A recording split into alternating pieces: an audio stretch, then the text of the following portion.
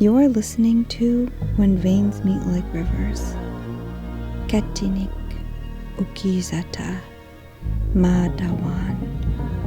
The podcast expanding on the meaning and behind-the-scenes creation of the exhibit by the same name, hosted by the Plug In ICA.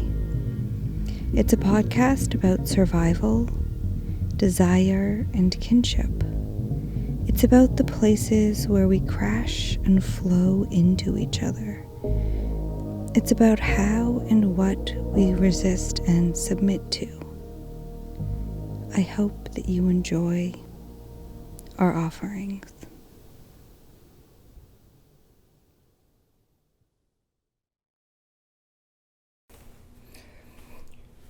Katinniq is a very interesting word. It's an Inuktitut, but we don't use it that often. I'm going to talk about the three meanings of katinniq. Like when people meet, just at the point of meeting or during the meeting process, it can't be called katinniq. We just say katimayut, they have a meeting. Okay, that's a word related? Yes. More commonly used. Katinniq is a gathering. So it speaks more of a gathering, a less formalized gathering than a meeting. But that's what katinniq is, a gathering of people. That's one meaning. Yeah. There's also another thing called katinniq. It's called a confluence. Confluence as in when one river meets with another river and then together they form a bigger river.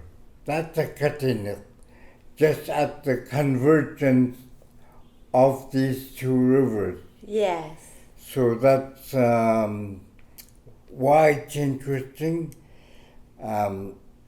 It's an interesting idea because two waters become one. Yes, it's beautiful. Yes. And the third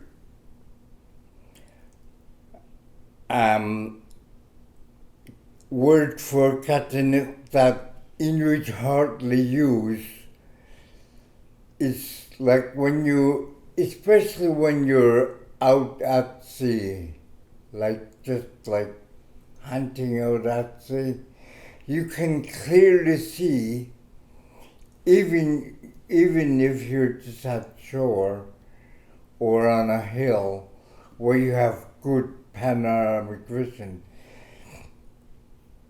far, far away you can see the convergence of sky and sea. It doesn't have to be sea, it could be land. But it's so far away that it works together that you can mostly not tell the difference between sea and sky. They just seem to blur together. That border is called katinniq, the convergence, where sky meets earth.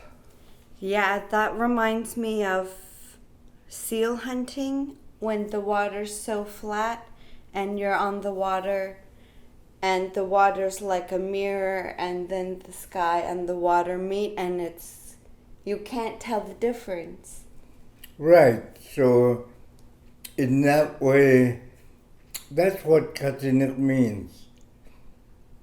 It means two elements of earth seem to become one. Like, that's really a cool idea.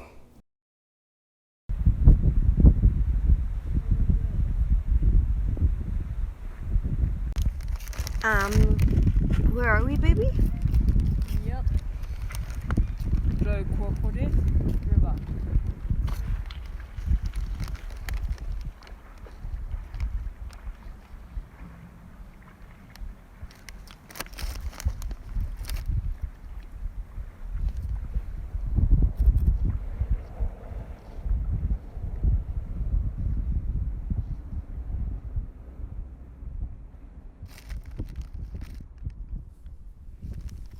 River peace.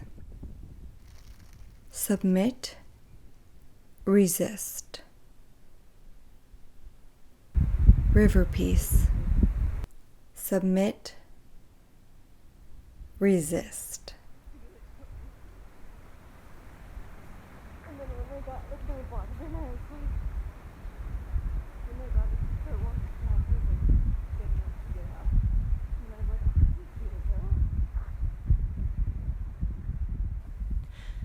Asinnajaq, this is for you with so much love for river peace from Siku.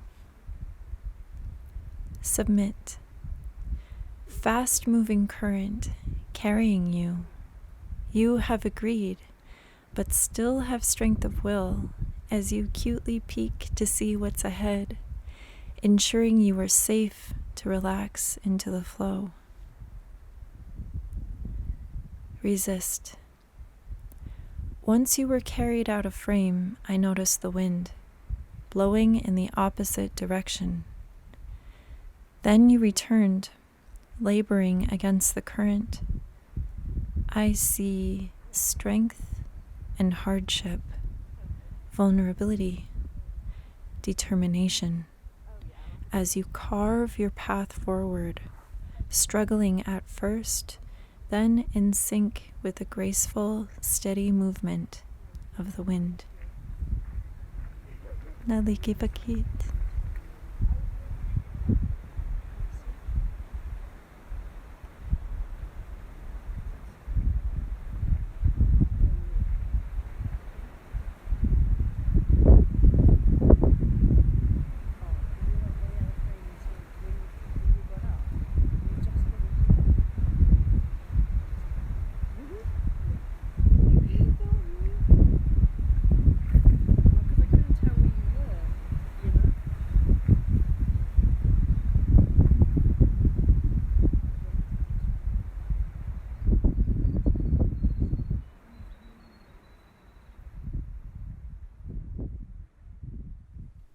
My name's Asinnajaq, and today I'm sitting down with my father, Jobie Weetaluktuk, to share a story about a fishing journey that we went on together. During the time, we were in Inuktitut filming for my father's film Timuti. We had an afternoon off, and we were very excited to go on a fishing trip. Just about an hour, 45 minutes out of town. I remember driving with my father on the Honda, and as we were driving, he would see far away a snowy owl, or he would just be spotting lots of things, and I was in amazement as to the beauty and vastness and all of the life that's in our land as we were driving to our fishing spot. And we'll tell you the rest of the story together.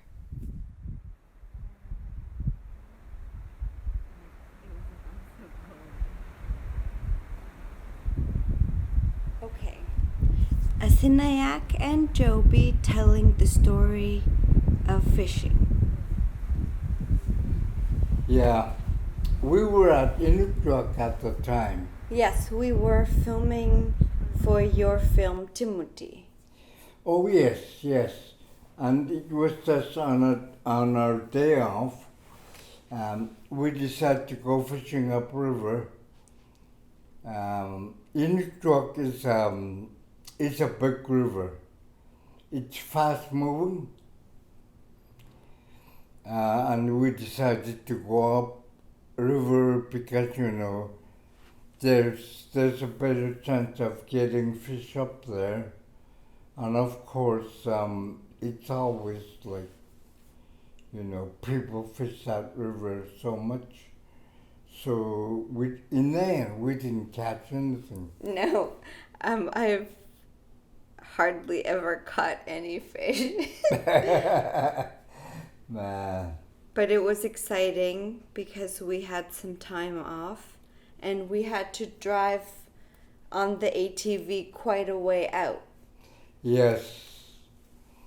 We would try one spot and then another, just along the river, just find a suitable fishing place.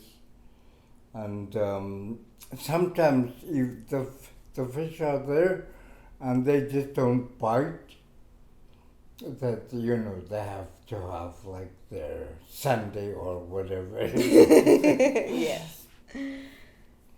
Anyway, I remember that time, it was just two of us. Yes. It seems like just two of us all along that river. Other people are at lakes or at fishing camps or picking berries. That's very true because when I think about it now, I can't remember really seeing anyone else on that road. Yeah. So it just seems like there's only two of us and we're just like trying to get lucky and didn't get lucky at all. No. And I had my fishing rod, Yeah. which has the rod and the Reel. spin. Yeah, the reel is separate and then you attach it together. Right. I think it's supposed to make it easier for transportation. Yeah. Anyway, we're just at one point we're like quite far apart. I'm on one section and you kind of wander down along the river bank, and I'm kind of going upward. Yeah. Yeah. And then as I'm just fishing, I hear you. You're calling me. And I wonder why. I thought, gee, maybe she finally got a fish. That would have been a lot more lucky. Yeah. But then I see you. You're clinging onto the rock. Yeah, because when I was fishing, the reel came off of my stick and I had to retrieve it. And I was standing on the top of a rock and looking down, and I could see where the rock was wet from the water. Yeah. And so I said, okay, I'm going to reach for my reel, but I'm not going to step on the wetness so that I won't fall in. Mm-hmm. But somehow I just reached just too far and I fell in. And I was just clinging to the rock with all of my strength. Yeah. And because it's a river, it's a fast-moving current. Yes. Which can sweep you away. Yeah. Yeah. And I felt I was there and my feet were getting cold and from being in the water, and you were all the way around and I was just my only thing, my little arms keeping me up. Yeah. And I remember thinking, like, how am I going to get out of this situation? It seems like the inevitability is that I'll fall in and I'll get swept up in that current, and who knows what will happen then. So I was yelling, hoping you can be my hero, and just holding on. And I felt it wasn't possible, it's like it's impossible to let go, but it's impossible to change my position. That's how it felt. Uh-huh. And finally I hear you call, and when I look for you, and then I see you're clinging to the rock. And it's like, it's like meters, few hundred meters away on rough land.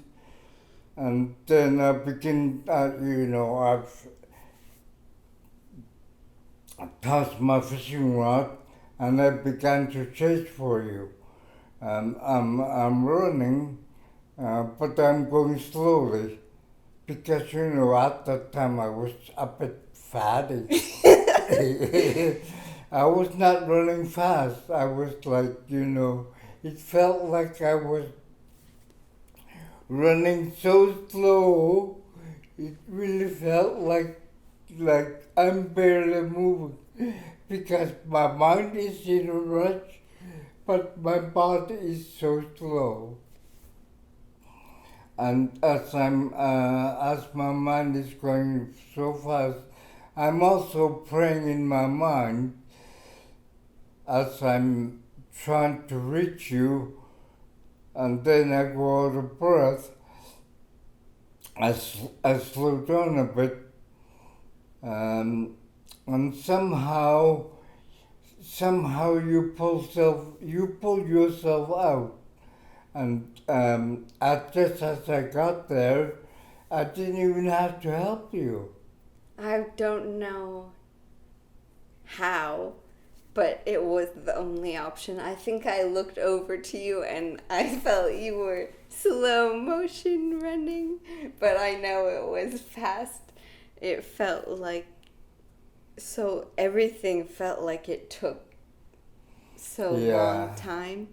And felt like I had been hanging there forever.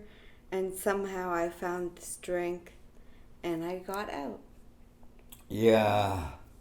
And I finally reached you, and you're cold, you're trembling. Not just from cold, but from the scare. Yeah. Yeah, totally. I think I can remember that. I didn't remember it until you said it. But the feeling of like all of your bones being cold, that's how it felt. Yeah. And then I wring out your socks. Your feet are cold. You're cold all over, right? Yeah. By then? Yes. Even though it's summer, you're cold all over because the river is so cold. And you're crying, yes, because it's scary. Probably, because it seemed like... and you're cold. Yeah, I felt so stuck. Yeah. And it was very scary. Mm-hmm. So we get it there, and we walk back to the ATV. We're on a Honda. In Inuktitut, we just call them Honda, ATV, all-terrain vehicle. And anyway, I get on, and just start the machine, get on. And what happened? Do you remember? Yeah. Well, first of all, you had these like little booties made of neoprene that are for like kayaking or something, and you put them on my feet to keep them warm. Oh yeah. And then it was pretty annoying, but I know it was for a good reason. But you kept making me get off to jump around and move my body. Yeah, so I start the ATV, and before you can get on, or maybe along the way. I think both. Yeah, I think both times I make you run. I'm just like, on the ATV, you're behind me. I make you try and catch me. For me, it felt like I felt mean for doing that, but I knew why I was doing it. It was to make you feel warm, to get your blood pumping in your system so that you would be producing body heat, and you wouldn't die on me of hypothermia. Yeah. And that's why I did it. Yeah, I think it felt like the last thing I want to do right now is have to run or move. I just want to get back to the hotel and Yeah. get And warm. Even then I would pause a bit. Yeah. You would almost catch me. I would accelerate a little bit more, just a few times, Yeah. just to be sure that you had you're pumping your blood. Yeah. That's what it was for. And then we went all the way home. I would ask you once in a while if you were really cold. Yes? Yeah, and I think maybe once or twice I got off to jump again. Yeah, because up north, people die of hypothermia even in the middle of summer. Yeah. Yeah, and then I think we were quite far out, and it was a beautiful drive out to the fishing spot, and it was a long, bumpy ride back into town. Every turn, everything was long. Yeah, so that's our great fishing story. Yes, that was. Yeah, I'm glad that we lived to tell the story. Yes, absolutely. That's when I think back on it, then I definitely felt like I almost died. And then looking back on it, I would think, was that water really? Because I was next to a kind of where the water gets faster and goes down. Not quite a rapid, but almost. Yeah. And I kept thinking, I would have died right there. But looking on it and thinking of the spot, I think maybe that was a bit dramatic, but overall, being in the cold water and far out from town, that is scary. But it was a steepish part of the river. Yeah.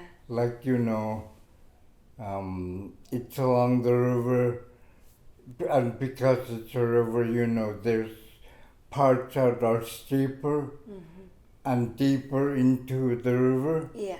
And parts of it are like small, very small bays, which has more pebbles and maybe even sand. Yeah. But you were in the part where it says outcrop. Yeah. Yeah. Yeah, totally. So Yeah. that was our fishing. Yeah, I remember being scared. It was. Yeah. But thanks for making it. Yep. Tema. Yeah.